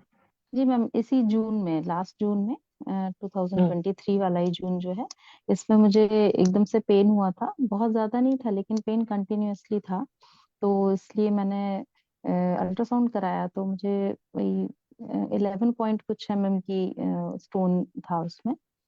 तो इनिशियली तो एलोपैथी की ट्रीटमेंट लिया था 7 डेज, तो उसके बाद से पेन नहीं हुआ मैम। लेकिन मुझे कॉन्स्टिपेशन रहता है, और ये कॉन्स्टिपेशन मुझे, मेरी डिलीवरी हुई थी मैम, बेटी है मेरी 3 जुलाई को। तो मेरा 8th मंथ के टाइम से ही मुझे बहुत ज्यादा कॉन्स्टिपेशन रहता था। तो वो तो ये था कि हाँ प्रेगनेंसी है, इस वजह से कॉन्स्टिपेशन रहता है। तो फिर वो उसके बाद डिलीवरी के बाद भी वो कॉन्स्टिपेशन जो था वो कंटिन्यू था, और मुझे उसका समझ में नहीं आ रहा था। मे बी शायद हार्मोनल हो या कुछ है। तो मुझे रेगुलर में वो लेना पड़ता था, त्रिफला चूर्ण में लेती रहती थी। लेकिन मुझे कभी ये नहीं लगा कि हाँ स्टोन हो सकता है, कभी सोचा नहीं था मैंने से। फिर वो जून में आकर के वो पेन हुआ, उसके बाद से तो और भी ज्यादा मैम कॉन्स्टिपेशन होता है। और मैं मेडिसिन में मुझे थोड़ा या गैस वगैरह ये सब ना हो, इसके लिए अविपत्ति का चूर्ण लेती हूँ, और रात में त्रिफला चूर्ण मैं लेती हूँ, अभी लेना पड़ता है। और बाकी मुझे और कोई इशू नहीं है मैम इसके अलावा। अभी मैं फीड कराती हूँ बेबी को अपने, तो वही पीरियड्स भी अभी नहीं है, एमेनोरिया का स्टेट चल रहा है। और बाकी में अभी कोई दिक्कत नहीं है। और उसके पहले रेगुलर था, प्रेगनेंसी के पहले पीरियड्स? हाँ हाँ मैम, पीरियड्स में मुझे कभी फ्लो भी प्रॉब्लम नॉर्मल और टाइम भी नॉर्मल? जी जी मैम, 5 to 7 डेज रहता था, जिसमें 4 to 5 डेज फ्लो अच्छा रहता था, और 7 डेज तक नॉर्मल होकर के खत्म। और रेगुलर भी रहता था मैम, 28 डेज की साइकिल। आपने लेकिन अभी मुझे तक कोई ऐसी मेडिसिन ली लॉन्ग टाइम जैसे तक, कोई बीमारी बुखार या है, या कोई एसिडिटी गैस की या कुछ कभी? मैम ये हो सकता है कि 2019 सितंबर में मुझे मेरा एक्सीडेंट हुआ था, तो मुझे लिगामेंट इंजरी हुई थी। तो उस टाइम में लॉन्ग टाइम मुझे 3 मंथ तक तो मैम प्लास्टर था। उसके बाद मुझे लगभग एक जी हेलो नहीं, आप चालू रखो। मेरा इधर आओ बीच में। तो उसके टाइम 3 मंथ तक तो प्लास्टर ही था, तो मैं थोड़ा सा स्टेबल वही था, चल नहीं पाती थी। फिर उसके बाद वॉकर से, देन मैंने स्टिक से चला। तो मुझे वो 1 साल जो था वो काफी स्ट्रेसफुल भी था मेरे लिए। और इसके लिए मैं पेन किलर्स तो नहीं लेती थी, लेकिन हाँ कैल्शियम और ये सब चलता रहता था। और आबा गुगलू, लाक्षागुग्लू, ये मैंने लिया उस टाइम। तो वही है मैम 1 साल का। और बाकी तो फीवर वीवर का इशू तो रहा है वही। मुझे एक बार डेंगू हुआ था, वो भी बीएमएस के टाइम 2015 में। और एक बार 2013 में मुझे टाइफाइड हुआ था। इसके अलावा मुझे कभी फीवर का कोई इश्यू नहीं रहा है, ना रेगुलर वैसे रहता। आपका फूड रेगुलर है? सुबह जी उठना? मैम, वही मॉर्निंग मॉर्निंग का मैम अभी बोल सकते हैं, क्योंकि बच्ची मेरी छोटी है, तो उसकी वजह से मैं रात की नींद नहीं होती है वो ठीक से। तो सुबह नींद नहीं हुई है काफी टाइम से, ये आप बोल सकते हो। और नाइट का भी लेट भी हो जाता है, जैसे उसका होता है उसके हिसाब से सोना वगैरह।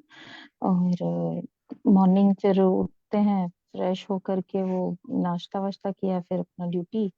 ड्यूटी के बाद आकर के दोपहर में मैं 1 से 2 के बीच में मैं लंच करती हूँ।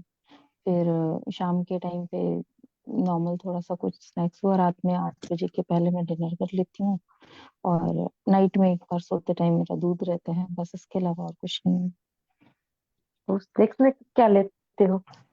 स्नैक्स में हम कभी चना, कभी लाई, कभी डिफरेंट डिफरेंट हो जाता है, कभी मूंगफली हो जाता है, कभी कुछ। अभी जैसे सर्दी का टाइम है तो सूप होगा, तो वो थोड़ा चेंज होता रहता है। रेगुलर मतलब बिस्किट नमकीन और ये सब नहीं रहता है। और ऐसा फूड कभी कॉलेज लाइफ में या उसके बाद में, प्रेगनेंसी के पहले कॉलेज कभी? लाइफ, प्रेगनेंसी में मैम मैंने मतलब क्रेविंग्स तो बहुत हुई, लेकिन कभी फूड वैसा नहीं लिया। मतलब बहुत ही, क्योंकि मुझे थोड़ा सा प्रॉब्लम होता था तो गैस वगैरह का, तो मैं बहुत डरती थी सब लेने से। तो मैंने कभी ऐसा फूड लिया नहीं प्रेगनेंसी टाइम पे, नॉर्मल फूड ही लिया है, चाहे इतनी क्रेविंग हो वैसा फूड लिया नहीं है। हाँ थोड़ा सा राइस की क्रेविंग ज्यादा होती थी, तो राइस मैंने ज्यादा लिया है, बाकी घर का ही लिया है मैंने, बाहर का कुछ नहीं। हाँ थोड़ा सा दूध ज्यादा हो सकता है, ड्राई फ्रूट वो थोड़ा सा रहता है, तो वो रहा है, बाकी तो नहीं मिल रहा। हाँ और मुझे लग रहा है जो मैंने फर्स्ट अल्ट्रासाउंड भी कराया था, तो उसमें भी ऐसा कोई स्टोन वगैरह नहीं था मैम। और डिलीवरी नॉर्मल है, सीरियस है? नहीं मैम, सी सेक्शन है। हाँ, उसके बाद जो हम करते हैं सूतिका जी मैम। परिचर्या, वो हुई थी? सूतिका परिचर्या प्रॉपरली फॉलो यस मैम, हुई थी? आफ्टर आफ्टर 15 डेज वही मसाज वगैरह, दशमूला रिष्ट, जीरपाद्या रिष्ट। और मैंने क्या लिया था, और मैम शतावरी लिया था। लगभग 3 महीने तक मैंने मसाज भी कराया मैम। तो वात का भी ऐसा कोई इशू नहीं है कि वात बहुत रहा हो। फिर भी मैम कॉन्स्टिपेशन था उसके बाद। तो ये था कि हाँ, आफ्टर डिलीवरी सी सेक्शन में थोड़ा सा प्रेशर भी नहीं दे सकते, जो भी उस वजह से है, या ये हो सकता है। तो उसका ज्यादा मैंने फिर ध्यान नहीं दिया, तो फिर मुझे वही त्रिफला लेना पड़ता था मैम। सर किसी और को पूछना है? Hello sir. हाँ, किसी को कुछ पूछना है इनके केस में? हाँ, मुझे पूछना है sir, how was pregnancy through out 9 months जो था वो फुल टर्म प्रेगनेंसी थी, यस और यस मैम, LSCS हुआ है या मेरा ना? LSCS हुआ है। हाँ हाँ। ओके, ठीक है। और मैम मेरा जो EDD था वो 2 जुलाई था, वो पूरा क्रॉस हो गया था। 3 जुलाई को मेरी बेटी हुई है, फिर वो इलेक्टिव ही कराना पड़ा। और जो जहाँ पे मैं कंसल्ट कर रही थी, तो मैम ने इंड्यूस कराने के लिए मुझे 50 ml कैस्टर ऑयल भी दिया था पीने के लिए, तो उससे इंड्यूस हुआ था वो। तो वो रात भर वो, जी जी, वो रात के टाइम वो सब पेन वेन हुए, लेकिन पेन फिर ज्यादा नहीं बढ़े। और फिर उन्होंने कुछ देखा होगा शायद मूवमेंट और लाइकर वगैरह, तो उन्होंने फिर प्रेफर नहीं किया नॉर्मल डिलीवरी के लिए प्रोसीड करना। तो फिर वो LSCS हुआ था। ओके, और प्रेगनेंसी नेचुरल कंसीव हुई है या with yes ma'am, medication? Yes ma'am, normal conceive हुई है। कोई मतलब ऐसा नहीं है। मेरी शादी मैम 2021 मई में हुई थी, और मुझे कंसीव हुआ है सितंबर अच्छा, में। ठीक। Okay yes. Sir, ma'am carry करो आपका केस अब। ठीक है, और कोई केस इनसे कुछ पूछना चाहते हैं? अब आप ट्रीटमेंट बताइए। और हाँ, अच्छा, आप मैम मुझे बताइए। भूख भी बहुत अच्छी लगती है, और उसका रीजन हो सकता है मैं फीड कराती हूँ। अभी भी एमेनोरिया ही चल रहा है, लैक्टेशनल, तो वो हो सकता है। भूख अच्छी लगती है मुझे। डॉक्टर श्रीकांत त्रिवेदी सर, आपने सुना इनका केस? जी बिल्कुल सुना सर। हाँ, बताइए और सर सर। और मुझे ना मधुर मुझे लगता रस के की क्रेविंग बहुत होती है ड्यूरिंग, मतलब है हमेशा ही रहती है, और इस टाइम कुछ ज्यादा ही होती है अभी इस टाइम। अगर मैं थोड़ा सा ओवर हियर कर गया हूँ क्योंकि बीच में कोई आ गया था, मुझे लगा जी जी इन्होंने जी। मेन प्रॉब्लम शायद बद्धकोष्ठ बताया था अपना। Yes yes yes yes yes. हाँ, यस। और ये बद्धकोष्ठ के साथ ये सब होना काफी नेचुरल सा हो सकता है। जी मैं सिर्फ औषधि पे बात करूंगा मैं, और हेतु और लिंग तो आपने सारा बता ही दिया है। जी जो त्रिकंटिकादि क्वाथ है जी वो आपके लिए काफी इसमें बेनिफिशियल हो सकता है, इसलिए क्योंकि उसमें गोखरू और दर्भ, कास, धमासा और पाषाण भीत के साथ साथ अमलतास और हरड़ भी है, जी जो इस वाले केस में अच्छा काम कर सकती है। उसका 4 तोले का क्वाथ बनाकर अगर आप उसमें हजरल यहूद चूर्ण अगर उसमें मिलाकर लें, तो मुझे लगता है कि शायद ये ठीक रहेगा इसमें।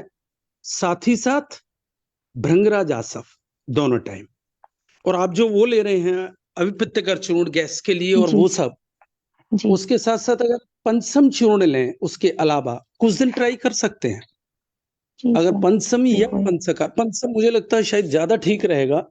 अगर उसके साथ साथ आप पंचम चूर्ण भी लेते हैं रात को, तो जी कुछ बेहतर रिजल्ट मिल सकते हैं, ऐसा मेरा सर, मानना अभी है। अभी पट्टीकर तो मॉर्निंग में एम्प्टी स्टमक ले रही थी। वैसे मुझे जी प्रॉब्लम नहीं होती है, वो जो गैस वाली अक्सर नहीं होती, क्योंकि डाइट गड़बड़ नहीं रहती है सर। नहीं, लेकिन पर आप हाँ, कॉन्स्टिपेशन की शिकायत बार बार कर रही हैं। जी जी, वो है sir. 8th month of pregnancy से मुझे बहुत ज्यादा कॉन्स्टिपेशन है, और वो खत्म नहीं मैं और होता थोड़ा है। करना अभी डिलीवरी चाहूंगी, कब हुई थी आपके? जी मैं थोड़ा इंटरप्ट करना चाहूंगी पेशेंट जी को जी ही जी। पूछ कि जी कॉन्स्टिपेशन का आपका डेफिनेशन क्या है? आपको डेली मोशन नहीं होता है, 2-2 मैम, 3-3 दिन फुली है, या फुली रोज? इवैक्यूएट नहीं होता। रोज होता है, यस, फुली इवैक्यूएट नहीं होता। हाँ, वो आपको फॉर दैट, सेटिस्फेक्शन नहीं होता है, प्रोडक्ट पूरा बाहर निकला है ऐसे सेटिस्फेक्शन नहीं, यहाँ ये राइट? बोल सकते हैं मैम। यस। हाँ, और आपका जो स्टूल है वो उसका कंसिस्टेंसी, प्रोडक्ट निकलता है जब, तो वो ड्राई रहता है, हार्ड होता है, या मॉइस्ट होता है, सॉफ्ट होता है? वो तो मैम जैसे कभी कभार क्या होता है ना, कि अगर लिक्विड कम गया तो थोड़ा हार्ड होता है, वरना नॉर्मल रहता है, वरना अच्छा, ठीक है, तो नॉर्मल रहता है।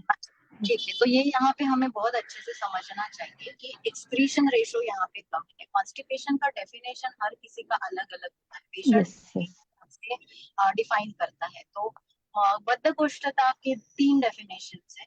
एक होता है पेशेंट बोलता है कि 2-2 3-3 दिन तक मोशन ही नहीं होता है, और जब होता है तो वो बहुत हार्ड होता है। एक होता है कि पेशेंट को लैक्सेटिव लेके ही मोशन पास होता है। और तीसरा जो है, जो बहुत कॉमनली देखने को मिलता है, ये जो इन्होंने बोला कि सेटिस्फैक्शन नहीं होता है मोशन पास होने के बाद, ऐसे लगता है कि बहुत अभी भी हेवीनेस है और कुछ तो निकलना चाहिए।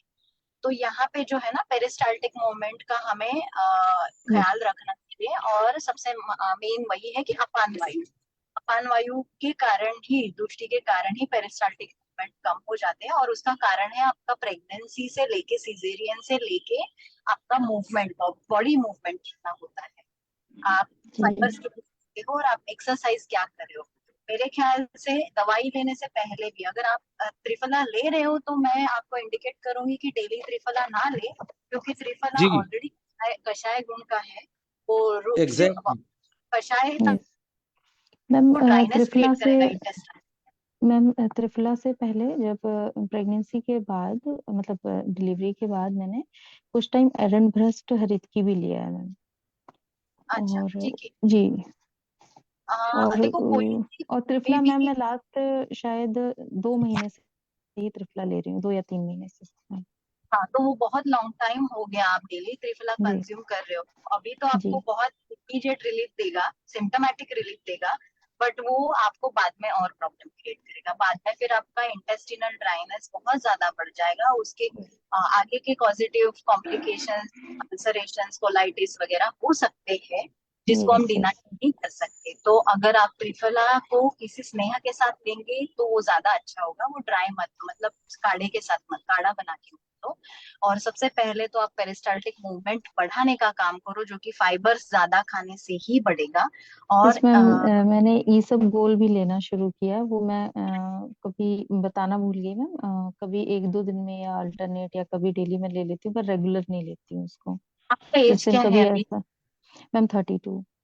हाँ, देखो 32 age is not the age where you are completely, आप पूरी तरीके से मेडिसिन पे डिपेंड हो चुके हो। यस यस मेडिसिन ले रहे हो तभी आप वेस्ट प्रोडक्ट को बाहर निकाल रहे हो। ओके, ये यस 2 महीने 3 महीने बहुत लॉन्ग चीज है। तो अभी यस सीनियर है जो और बताना चाहेंगे, तो मेरे ख्याल से तो रिकमेंडेशन यही है कि आप ज्यादा से ज्यादा नेचुरल वे पे ध्यान दें, ताकि आप पीएनसी पोस्ट नेटल पीरियड में है, तो ये बहुत कॉमन चीज होती है पोस्ट नेटल पीरियड में, कॉन्स्टिपेशन। बट आपका कॉन्स्टिपेशन का डेफिनेशन ये है कि मुझे डेली होता है बट सेटिस्फैक्टरी नहीं होता है, this is yes we are not considering as a constipation. Okay, तो ओके इसमें मैम। आप सिर्फ इंटेस्टिनल पेरिस्टाल्टिक मूवमेंट को रेज करना है हमें, तो अपने आप प्रोडक्ट पूरी तरीके से बाहर निकल जाए। मैम इसके इसके लिए मलासन और कपालभाति एंड अग्निसार क्रिया इतना कर आप रही हूँ, उससे अभी टाइम नहीं मिलता है इससे ज्यादा करने आप का अभी थोड़ा। पोस्ट नेटल कौन से मंथ पीरियड में हो, कितने महीने हो गए सिजेरियन होके? मैम 16। 16 मंथ्स? यस 16 मंथ्स हो चुके हैं ना, तो आप इंटेंस यस वर्कआउट करना शुरू करो ना। Intense workout will help you to release this all problems. Okay ma'am, मैं डेढ़ ट्राई घंटा करूंगी ऐसा। 1.5 घंटा कम से कम आसन, surya namaskar with 30 second hold of each posture, with anulom vilom, means inhale and exhale practice with surya namaskar. और उसके साथ अगर squatting, skipping and normal 20 minutes का वॉक। अगर आप बिल्डिंग में रहते हो तो 2 मंजिला जो बिल्डिंग अगर होगी तो उसको चढ़ो और उसको उतरो। ये इतना सिंपल एक्सरसाइज है, ये सिर्फ 21 दिन करो, और 21 दिन के बाद आप फोन करके बोलो, आपका प्रॉब्लम नेचुरली सॉल्व हो जाएगा। उसमें हाई फाइबर्स डाइट लेना शुरू करो। त्रिफला डिपेंडेंट या इसबगोल डिपेंडेंट होना है आप। यस ओके, मैम, एक्चुअली ये थोड़ा सा वर्कआउट वाला ही नहीं हो पाता है, क्योंकि जैसे बताया कि बेबी भी छोटी है, तो दीदी वो अभी थोड़ा 16 सा हो मंथ्स की है जाता ना, है। यस तो 16 मंथ कहाँ छोटा होता है? आई मैम, एम वो ऑल्सो थोड़ा सा वो हस्बैंड भी नहीं रहते मैम साथ में, अच्छा, तो तो एक काम, बेबी का जो सोने का टाइम होता है ना, इवनिंग का या मॉर्निंग का, तो भले ही आप लेट रात को सोते हो, सुबह थोड़ा लेट उठते हो, that is absolutely fine, but जब बेबी का सोने का टाइम होता है तब आपके पेट में जब खाना नहीं रहेगा तब 1.5 तब hour workout. Exercise mandatory for you. Yes, okay ma'am, try करूंगी मैम। ट्राई नहीं करना है, करो कल से करो, 21 दिन ओके बताओ कि मुझे करना ही है। आप ओके एक मैम।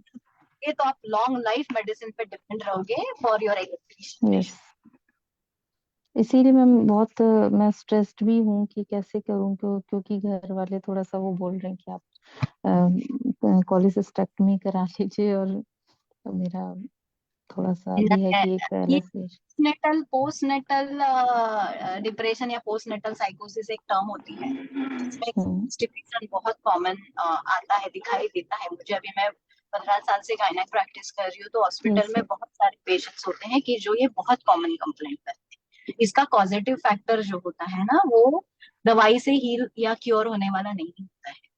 ओके, आपको आपके बेसिक रूटीन जीवन शैली में बहुत बदलाव लाने पड़ेंगे, तभी जाके आपका ये क्योर होगा। ट्रीट तो आप दवाई से करते हो, ट्रीटमेंट और क्योर में बहुत फर्क है। ट्रीटमेंट वो होता है दवाई से हील होता है, क्योर वो होता है जहाँ पे दवाई की जरूरत ना पड़े। तो आपको इसको क्योर करना है ना, तो आप डेली एक्सरसाइज करना शुरू करो, हाई फाइबर डाइट लो, अपने आप ये प्रॉब्लम सॉल्व हो जाए। ओके मैम, 21 डेज पहले मैं चैलेंज लेती हूँ। 21 days regularly, no gap, without any gap, आप डेली 1.5 आवर का जो मैंने बोला वो योगास करो। सिंपल सूर्य नमस्कार करो, किसी भी बहुत आसन करने की जरूरत नहीं, क्योंकि आपका फ्लेक्सिबिलिटी अभी मुझे पता नहीं है, तो मैं आपको रेकमेंड नहीं करूंगी, अदरवाइज आपको मसल पेन होगा। तो सूर्य नमस्कार करो जितना पॉसिबल है। मैम आप आसन बताइए, क्योंकि सूर्य नमस्कार मैं करती रही हूँ मैम। पहले मैंने इवन प्रेगनेंसी टाइम में भी सूर्य नमस्कार जो थोड़ा सा कुछ पोज छोड़ करके वो किए हैं, और मैं योगा भी बहुत प्रैक्टिस करती आई हूँ। इवन मेरा जब पैर में जब वो हुआ था, मैं बहुत ही स्ट्रेस्ड थी। मैंने मेरे पैर भी उसका मसल वेस्टिंग हो गया था, तो मैंने पूरे योगा से 2 से 2.5 घंटे योगा मैं डेली करती थी, और उससे मैंने अपना पैर भी सही किया और मेंटल स्टेटस भी सही किया आपके उस पास टाइम। आपका आंसर है, आप पहले करते थे, ये पास्ट हो गया, तो ये बोल सकते हैं मैम थोड़ा सा, ये तो कि बॉडी को आदत है रही है वर्कआउट की, लेकिन अभी इस टाइम जो रूटीन की वजह से क्या हो होता है सकता ना, पोस्ट सीजरियन जब हम सीजर करते हैं ना, तो पूरा ट्रांसफर रेक्टस शीथ से पूरा वो ओपन होता है, तो बहुत बार उसकी वजह से भी कॉन्स्टिपेशन के कॉजेस दिखाई देते हैं पेशेंट को पोस्ट सीजरियन। मैम आप जो वो बता रहे हैं ना, वो कॉन्स्टिपेशन की, यहाँ कभी 2-2 3-3 दिन तक नहीं होना, वो मुझे आफ्टर सिजेरियन 4 डेज तो वैसे भी कोई वो नहीं होता है, उसके बाद मुझे रहा है ये कि 2 दिन या 3 दिन नहीं हुआ है। फिर आफ्टर 15 डेज मुझे यही मतलब मुझे लेना पड़ता था मैम। मैंने उस टाइम एरंड तेल लिया है, एरंड ऑयल का सेवन किया है। ओके, आपको बेसिकली स्निग्धता की ही जरूरत है, रादर देन कोई भी रुक्ष द्रव्य जो आपका मोशन बाहर निकालेगा। तो एरंड हरिती या फिर आप सुंठी सिद्ध एरंड तेल जो है ना, वो भी ले सकते हो। गंधर्व हस्ती भी ले सकते हो, 1 चम्मच रोज रात को सोने के लिए। और उसको मत बनाओ, बट डिपेंडेंट बनोगे तो फिर आप ही को तकलीफ। हाँ मैम, पहले तो मैम इतना डिपेंडेंट नहीं थी, लेकिन ये लास्ट 2-3 मंथ से ज्यादा डिपेंडेंट हो रही हूँ। ठीक उससे है, पहले इतना नहीं थी। मैंने मेरे अनुभव से बताया है। आप अभी बाकी के भी बहुत सीनियर वैद्य है जिनके भी बहुत अनुभव रह चुके होंगे, तो आपने बहुत बूस्ट किया। कुछ चीजें ऐसा होता है ना कि पता रहती हैं कि हाँ ऐसा है, फिर भी हम नहीं कर पाते हैं। हाँ ठीक है, अभी हम सेशन बंद करते हैं क्योंकि टाइम हो गया है। अब हम कल मिलेंगे सुबह 7 बजे अष्टांग हृदय का। सर वो सर ने मुझे बताया था कि वो त्रिकंटक आदि क्वाथ है हम हजरुल, सुबह बात करेंगे ना मैम, सुबह बात करेंगे क्योंकि टाइम हो गया अभी। ठीक है, सुबह 7 बजे आइएगा, 7 बजे हम लोग बात करेंगे। ठीक है, थैंक यू, प्रणाम, गुड नाइट, शुभ रात्रि।